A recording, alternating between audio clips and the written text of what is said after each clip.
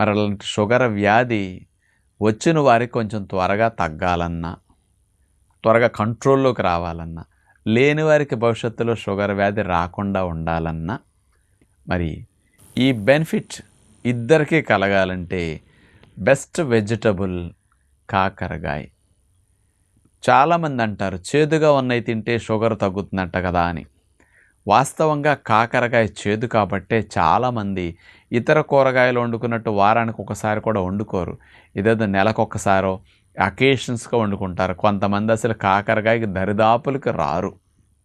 కానీ కాకరకాయలో ఉండే ఔషధ గుణాలు షుగర్ వ్యాధి ఉన్నవారికి తగ్గించడానికి, లేని వారికి త్వరగా రాకుండా చేయటానికి అద్భుతంగా పనిచేస్తుందని సైంటిఫిక్గా ప్రూవ్ అయి ఉందన్నమాట. మరి కాకరకాయలో ఉండే కెమికల్ కాంపౌండ్స్ ఏమిటి షుగర్ వారికి హెల్ప్ చేసేది?